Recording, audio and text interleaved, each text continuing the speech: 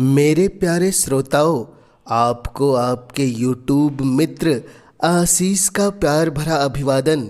लीजिए आज सुनते हैं प्रेमचंद जी की सुप्रसिद्ध कहानी जिसका नाम है नेऊर।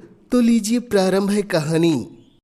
आकाश में चांदी के पहाड़ भाग रहे थे, टकरा रहे थे, गले मिल रहे थे। जैसे सूर्य मेघ संग्राम छिड़ा हुआ हो, कभी छाया हो जाती थी, कभी तेज धूप चमक उठती थी। बरसात के दिन थे, उमस हो रही थी, हवा बंद हो गई थी। गांव के बाहर कई मजूर एक खेत की मेड़ बांध रहे थे। नंगे बदन, पसीने में तर, कछनी कसे हुए, सबके सब फावड़े से मिट्टी खोदकर मेड़ पर रखते जाते थे। पानी से मिट्टी नरम हो गई थी। गोबर ने अपनी कानी आंख मटकाकर कहा, अब तो हाथ नहीं चलता भाई, गोला भी छूट गया होगा, चबे ना कर ले। नेऊर ने हंसकर कहा, यह मेड़ तो पूरी कर लो, फिर चबे ना कर लेना, मैं तो तुमसे पहले आया। दोनों ने सिर पर झव्वा उठाते हुए कहा, तुमने अपनी जवानी में जितना घी खाया होगा नेऊर दादा, उतना तो अब हमें पानी भी नहीं मिलता। नेऊर छोटे डील का गठीला काला फुर्तीला आदमी था। उम्र 50 के ऊपर थी, मगर अच्छे अच्छे नौजवान उसके बराबर मेहनत नहीं कर सकते थे। अभी 2-3 साल पहले तक कुश्ती लड़ता था। जब से गाय मर गई, कुश्ती लड़ना छोड़ दिया था। गोबर बोला, तुमसे तम्बाकू पिए बिना कैसे रहा जाता है नेऊर दादा? यहाँ तो चाहे रोटी न मिले, लेकिन तम्बाकू के बिना नहीं रहा जाता। दीना ने कहा, तो यहाँ से जाकर रोटी बनाओगे दादा? बुढ़िया कुछ नहीं करती, हमसे तो दादा ऐसी मेहरिया से एक दिन न पटे। नेऊर के पिचके खिचड़ी मूछों से ढके मुख पर हास्य की स्थित रेखा चमक उठी, जिसने उसकी कुरूपता को भी सुंदर बना दिया। वह बोला, जवानी तो उसी के साथ कटी है बेटा, अब उससे कोई काम न होता तो मैं क्या करूं? गोबर बोला, तुमने उसे सिर पर चढ़ा रखा है, नहीं तो काम क्यों न करती? मज़े से खाट पर बैठी चिलम पीती रहती है और सारे गांव से लड़ा करती है। तुम बूढ़े हो गए, लेकिन वह तो अब भी जवान बनी है। दीना बोला, जवान औरत उसकी क्या बराबरी करेगी? सेंदूर, टिकली, काजल, मेहंदी में तो उसका मन बसता है। बिना किनारादार रंगीन धोती के उसे कभी देखा ही नहीं। उस पर गहनों से भी जी नहीं भरता। तुम गऊ हो, इससे निबाह हो जाता है, नहीं तो अब तक गली गली ठोकरे खाती होती। गोबर बोला, मुझे तो उसके बनाव सिंगार पर गुस्सा आता है। काम कुछ न करेगी, पर खाने पहनने को अच्छा ही चाहिए। नेऊर बोला, तुम क्या जानो बेटा, जब वह आई थी तो मेरे घर में 7 हल की खेती होती थी, रानी बनी बैठी रहती थी। जमाना बदल गया तो क्या हुआ, उसका मन तो वही है। घड़ी भर चूल्हे के सामने बैठ जाती है तो आंखें लाल हो जाती है और मूंड थाम कर पड़ जाती है। मुझसे तो यह नहीं देखा जाता। इसी दिन रात के लिए तो आदमी शादी ब्याह करता है, और इसमें क्या रखा है? यहाँ से जाकर रोटी बनाऊंगा, पानी लाऊंगा, तब 2 कौर खाएगी, नहीं तो मुझे क्या था, तुम्हारी तरह 4 फांके मारकर 1 लोटा पानी पी लेता। जब से बिटिया मर गई, तब से तो वह और भी लस्त हो गई। यह बड़ा भारी धक्का लगा। माँ की ममता हम तुम क्या समझेंगे बेटा? पहले तो कभी कभी डांट भी देता था, अब किस मुंह से डांटूं? दीना बोला, तुम कल पेड़ पर काहे को चढ़े थे? अभी गूलर कौन पकी है? नेऊर बोला, उस बकरी के लिए थोड़ी पत्ती तोड़ रहा था। बिटिया को दूध पिलाने को बकरी ली थी। अब बुढ़िया हो गई है, लेकिन थोड़ा दूध दे देती है। उसी का दूध और रोटी बुढ़िया का आधार है। घर पहुंचकर नेऊर ने लोटा और डोरा उठाया और नहाने चला कि स्त्री ने खाट पर लेटे लेटे कहा, इतनी देर क्यों कर दी आपने? आदमी काम के पीछे परान थोड़े ही देता है। जब मजूरी सबके बराबर मिलती हो तो क्यों काम के पीछे मरते हो? नेऊर का अंतःकरण एक माधुर्य से सराबोर हो गया। उसके आत्मसमर्पण से भरे हुए प्रेम में मैं की गंध भी तो नहीं थी। कितना स्नेह और किसे उसके आराम की, उसके मरने जीने की चिंता है। फिर यह क्यों न अपनी बुढ़िया के लिए मरे। बोला, तू उस जन्म में कोई देवी रही होगी बुधिया, सच? अच्छा, रहने दो यह चापलूसी। हमारे आगे अब कौन बैठा हुआ है जिसके लिए इतना हाय हाय करते हो? नेऊर गज भर की छाती किए स्नान करने चला गया। लौटकर उसने मोटी मोटी रोटियां बनाई, आलू चूल्हे में डाल दिए, उनका भुर्ता बनाया। फिर बुधिया और वह दोनों साथ साथ खाने बैठे। बुधिया बोली, मेरी जात से तुम्हें कोई सुख न मिला। पड़े पड़े खाती हूँ और तुम्हें तंग करती हूँ। इससे तो कहीं अच्छा था कि भगवान मुझे उठा लेते। भगवान आएंगे तो मैं कहूँगा, पहले मुझे ले चलो। तब इस सुनी झोपड़ी में कौन रहेगा? तुम न रहोगे तो मेरी क्या दशा होगी? यह सोचकर मेरी आंखों में अंधेरा आ जाता है। मैंने कोई बड़ा पुण्य किया था कि तुम्हें पाया।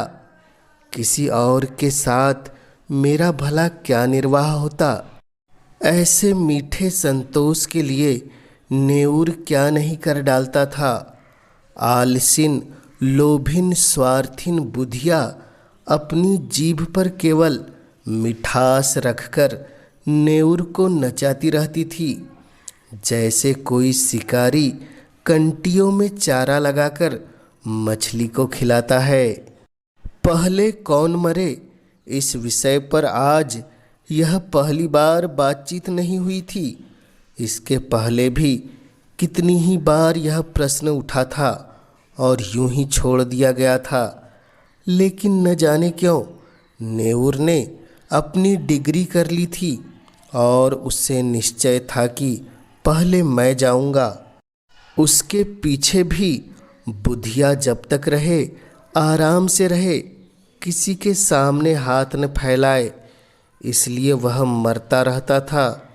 जिसमें हाथ में 4 पैसे जमा हो जाए, कठिन से कठिन काम जिसे कोई न कर सके, नेऊर करता। दिन भर फावड़े कुदाल का काम करने के बाद रात को वह ऊख के दिनों में किसी की ऊख पेरता या खेतों की रखवाली करता। लेकिन दिन निकलते जाते थे और जो कुछ कमाता था वह भी निकलता जाता था। बुधिया के बगैर वह जीवन नहीं, इसकी वह कल्पना ही नहीं कर सकता था। लेकिन आज की बातों ने नेऊर को सशंक कर दिया। जल में एक बूंद रंग की भांति यह शंका उसके मन में समाकर अतिरंजित होने लगी। गांव में नेऊर को काम की कमी न थी, पर मजूरी तो वही मिलती थी जो अब तक मिलती आई थी। इस मंदी में वह मजूरी नहीं रह गई थी। एकाएक गांव में एक साधु कहीं से घूमते फिरते आ निकले और नेऊर के घर के सामने ही पीपल की छांव में उनकी धूनी जल गई। गांव वालों ने अपना धन्य भाग समझा। बाबा जी का सेवा सत्कार करने के लिए सभी जमा हो गए। कहीं से लकड़ी आ गई, कहीं से बिछाने को कंबल, कहीं से आटा, कहीं से दाल। नेऊर के पास क्या था? बाबा जी के लिए भोजन बनाने की सेवा उसने ली। चरस आ गई, दम लगने लगा। 2-3 दिन में ही बाबा जी की कीर्ति फैलने लगी।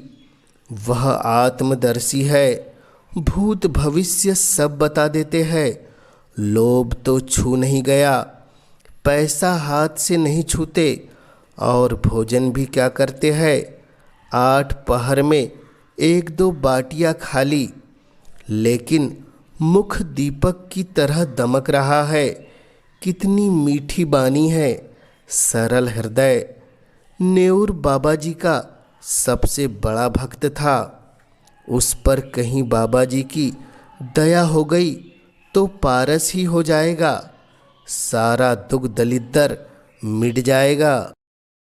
भक्तजन एक एक करके चले गए थे। खूब कड़ाके की ठंड पड़ रही थी। केवल नेऊर बैठा बाबा जी के पाँव दबा रहा था। बाबा जी ने कहा, बच्चा, संसार माया है, इसमें क्यों फंसे हो? नेऊर ने नतमस्तक होकर कहा, अज्ञानी हूँ महाराज, क्या करूँ? स्त्री है, उसे किस पर छोड़ूं? तू समझता है, तू स्त्री का पालन करता है, और कौन सहारा है उसे बाबा जी? ईश्वर कुछ नहीं है और तू ही सब कुछ है। नेऊर के मन में जैसे ज्ञान उदय हो गया। तू इतना अभिमानी हो गया है, तेरा इतना दिमाग मजदूरी करते करते जान जाती है, और तू समझता है मैं ही बुधिया का सब कुछ हूँ। प्रभु जो सारे संसार का पालन करते हैं, तू उनके काम में दखल देने का दावा करता है। उसके सरल ग्रामीण हृदय में आस्था की ध्वनि सी उठकर उसे धिक्कारने लगी। वह बोला, अज्ञानी हूँ महाराज। इससे ज़्यादा वह और कुछ न कह सका। आँखों से दीन विषाद के आंसू गिरने लगे। बाबा जी ने तेजस्विता से कहा, देखना चाहता है ईश्वर का चमत्कार? वह चाहे तो क्षण भर में तुझे लखपति कर दे, क्षण भर में तेरी सारी चिंताएं हर ले। मैं उसका एक तुच्छ भक्त हूँ, काकविष्टा, लेकिन मुझ में भी इतनी शक्ति है कि तुझे पारस बना दूँ। तू साफ दिल का सच्चा ईमानदार आदमी है। मुझे तुझ पर दया आती है। मैंने इस गांव में सबको ध्यान से देखा, किसी में भक्ति नहीं, विश्वास नहीं। तुझ में मैंने भक्ति का हृदय पाया। तेरे पास कुछ चांदी है? नेऊर को जान पड़ रहा था कि सामने स्वर्ग का द्वार है। 10-5 रुपये होंगे महाराज। कुछ चांदी के टूटे फूटे गहने नहीं हैं? घरवाली के पास कुछ गहने हैं। कल रात को जितनी चांदी मिल सके यहाँ ला, और ईश्वर की प्रभुता देख। तेरे सामने मैं चांदी को हांडी में रखकर इसी धुनी में रख दूंगा। प्रातःकाल आकर हांडी निकाल लेना, मगर इतना याद रखना कि उन असरफियों को अगर शराब पीने में, जुआ खेलने में या किसी दूसरे बुरे काम में खर्च किया तो कौड़ी हो जाएगी। अब जा, सो जा।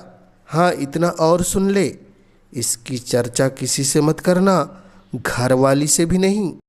नेऊर घर चला तो ऐसा प्रसन्न था मानो ईश्वर का हाथ उसके सिर पर है। रात भर उसे नींद नहीं आई। सवेरे उसने कई आदमियों से 2-2, 4-4 रुपये उधार लेकर 50 रुपये जोड़े। लोग उसका विश्वास करते थे, कभी किसी का एक पैसा भी नहीं दबाया था। वादे का पक्का, नीयत का साफ, रुपए मिलने में दिक्कत नहीं हुई। 25 रुपए उसके पास में थे। अब बात थी बुधिया से गहने कैसे ले। उसने चाल चली, तेरे गहने बहुत मैले हो गए हैं, खटाई से साफ कर ले। रात भर खटाई में रहने से नए हो जाएंगे। बुधिया चकमे में आ गई। हांडी में खटाई डालकर गहने भिगो दिए। जब रात को वह सो गई तो नेऊर ने रुपये भी उसी हांडी में डाल दिए और बाबा जी के पास पहुंचा। बाबा जी ने कुछ मंत्र पढ़ा, हांडी को धुने की राख में रखा और नेऊर को आशीर्वाद देकर विदा किया। रात भर करवटें बदलने के बाद नेऊर मुंह अंधेरे बाबा के दर्शन करने गया, मगर बाबा जी का वहाँ पता न था। अधीर होकर उसने धूनी की जलती हुई राख टटोली। हांडी गायब थी। छाती धक धक करने लगी। बदहवास होकर बाबा को खोजने लगा। हाट की तरफ गया, तालाब की ओर पहुंचा। 10 मिनट, 20 मिनट, आधा घंटा, बाबा का कहीं निशान नहीं। भक्त आने लगे, बाबा कहाँ गए? कंबल भी नहीं, बर्तन भी नहीं। भक्त ने कहा, रमते साधुओं का क्या ठिकाना, आज यहाँ कल वहाँ, एक जगह रहे तो साधु कैसे? लोगों से हेल मेल हो जाए, बंधन में पड़ जाए।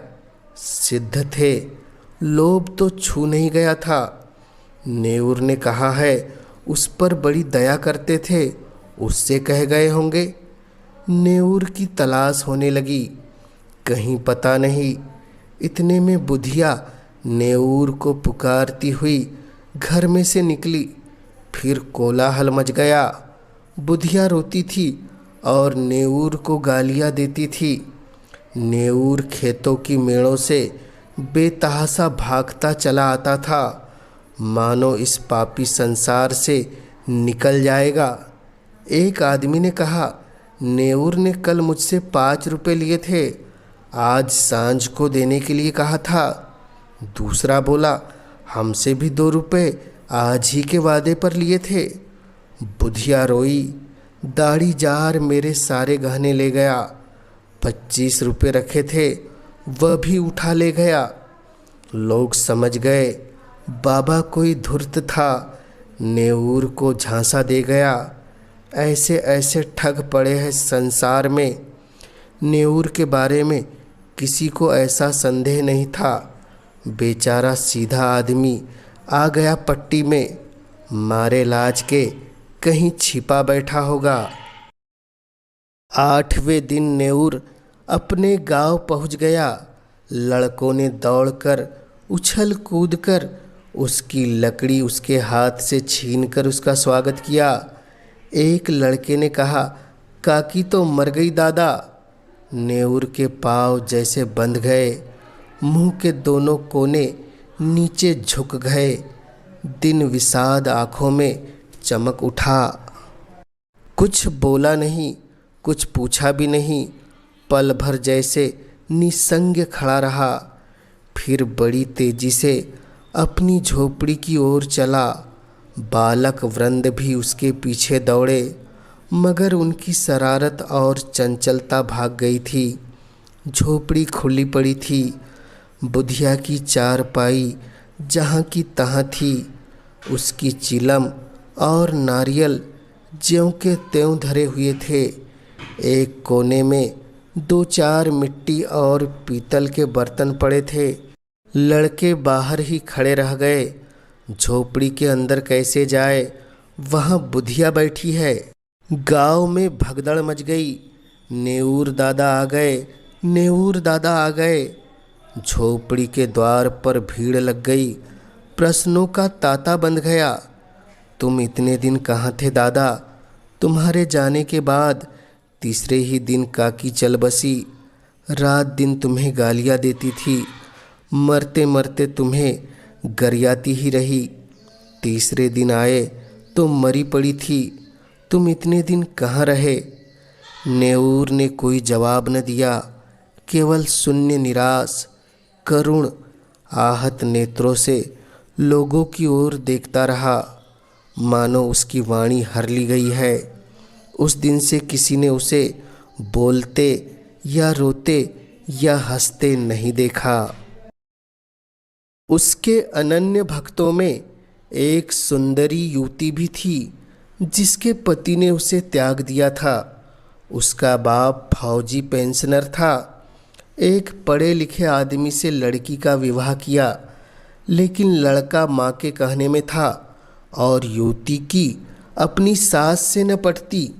वह चाहती थी शौहर के साथ सास से अलग रहे। शौहर अपनी माँ से अलग होने पर राजी नहीं हुआ। वह रूठकर मैके चले गई। तब से 3 साल हो गए थे और ससुराल से एक बार भी बुलावा नहीं आया, न पतिदेव ही आए। युवती किसी तरह पति को अपने वश में कर लेना चाहती थी। महात्माओं के लिए किसी का दिल फेर देना ऐसा क्या मुश्किल है। हाँ, उनकी दया होनी चाहिए। एक दिन उसने एकांत में बाबा जी से अपनी विपत्ति कह सुनाई। नेऊर को जिस शिकार की टोह थी वह आज मिलता हुआ जान पड़ा। गंभीर भाव से बोला, बेटी, मैं न सिद्ध हूँ न महात्मा, न मैं संसार के झमेले में पड़ता हूँ, पर तेरी श्रद्धा और परम स्नेह को देखकर मुझे तुझ पर दया आती है। भगवान ने चाहा तो तेरा मनोरथ पूरा हो जाएगा। आप समर्थ है और मुझे आपके ऊपर विश्वास है। भगवान की जो इच्छा होगी वही होगा। इस अभागिनी की डोंगी आप ही पार लगा सकते हैं। भगवान पर भरोसा रखो। मेरे भगवान तो आप ही हो। नेऊर ने मानो धर्म संकट में पड़कर कहा, लेकिन बेटी, उस काम में बड़ा अनुष्ठान करना पड़ेगा और अनुष्ठान में सैकड़ों हजारों का खर्च है। उस पर भी तेरा काज सिद्ध होगा या नहीं, यह मैं नहीं कह सकता। हाँ, मुझसे जो कुछ हो सकेगा मैं वह कर दूंगा, पर सब कुछ भगवान के हाथ में है। मैं माया को हाथ से नहीं छूता, लेकिन तेरा दुख नहीं देखा जाता। उसी रात को युवती ने अपने सोने के गहनों की पेटारी लाकर बाबा जी के चरणों पर रख दी। बाबा जी ने कांपते हुए हाथों से पेटारी खोली और चंद्रमा के उज्जवल प्रकाश में आभूषणों को देखा। उनकी आंखें झपक गई। यह सारी माया उनकी है। वह उनके सामने हाथ बांधे खड़ी कह रही है, मुझे अंगीकार कीजिए। कुछ भी तो करना नहीं है, केवल पेटारी लेकर अपने सिरहाने रख लेनी है और युवती को आशीर्वाद देकर विदा कर देना है। प्रातःकाल वह आएगी। उस वक्त वह उतनी दूर होंगे जहाँ तक उनकी टांगें ले जाएगी। ऐसा आशातीत सौभाग्य जब वह रुपयों से भरी थैलियाँ लिए गांव में पहुँचेगा और बुधिया के सामने रख देगा। ओह, इससे बड़े आनंद की तो वह कल्पना भी नहीं कर सकते। लेकिन न जाने क्यों इतना जरा सा काम भी उससे नहीं हो सकता था। वह पेटारी को उठाकर अपने सिरहाने कंबल के नीचे दबाकर नहीं रख सकता। कुछ नहीं, पर उसके लिए यह काम असूझ है, असाध्य है। वह उस पेटारी की ओर हाथ भी नहीं बढ़ा सकता। हाथों पर उसका कोई बस नहीं। जाने दो हाथ, जबान से कह सकता है। इतना कहने में कौन सी दुनिया उल्टी जाती है कि बेटी, इसे उठाकर इस कंबल के नीचे रख दे। जबान कट तो न जाएगी, मगर अब उसे मालूम होता है कि जबान पर भी उसका काबू नहीं है।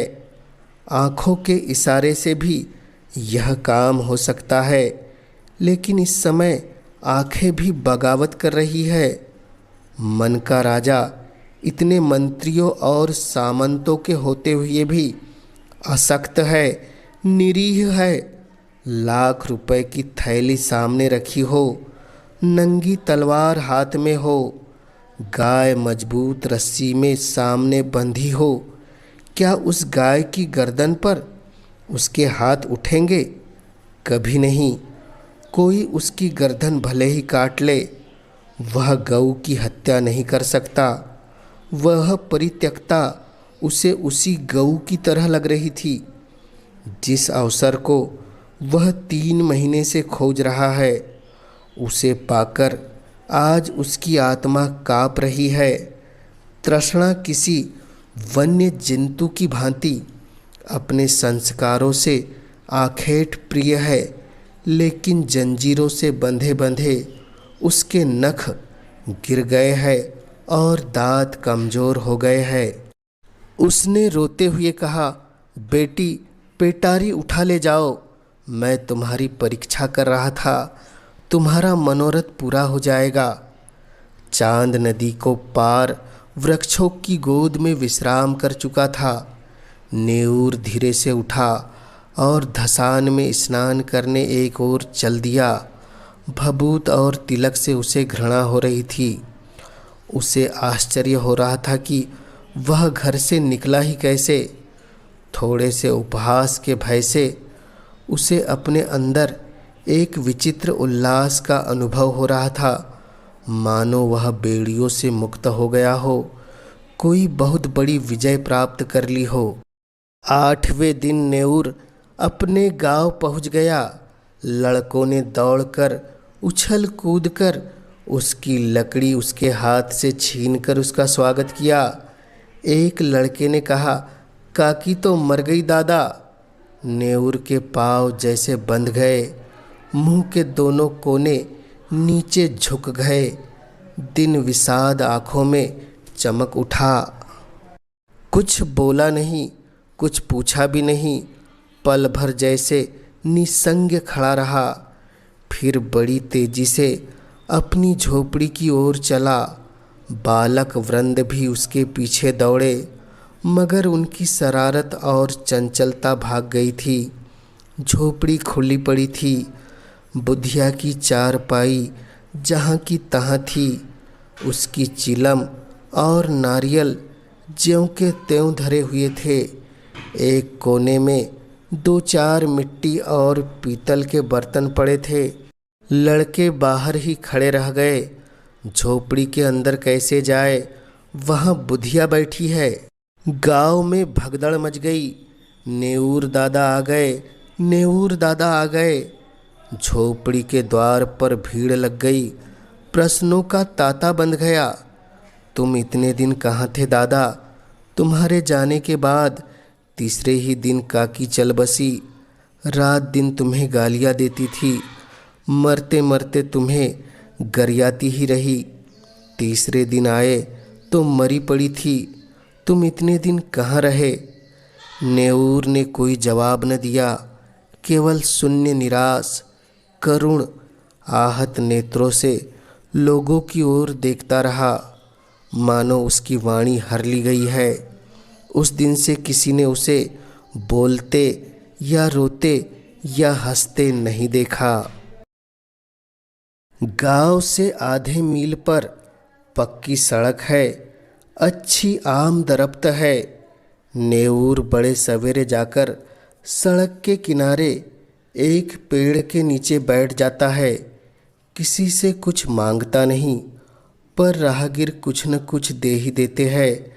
चबेना, अनाज, पैसे। संध्या समय वह अपनी झोपड़ी में आ जाता है, चिराग जलाता है, भोजन बनाता है, खाता है और उसी खाट पर पड़ा रहता है। उसके जीवन में जो एक संचालक शक्ति थी वह लुप्त हो गई है। वह अब केवल जीवधारी है। कितनी गहरी मनोव्यथा है। गांव में प्लेग आया, लोग घर छोड़ छोड़ कर भागने लगे। नेऊर की अब किसी को परवाह न थी। न किसी को उससे भय था न प्रेम।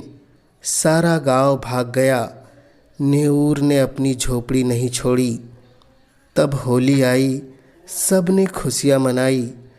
नेऊर अपनी झोपड़ी से न निकला और आज भी वह उसी पेड़ के नीचे सड़क के किनारे उसी तरह मौन बैठा हुआ नजर आता है, निश्चेष्ट, निर्जीव।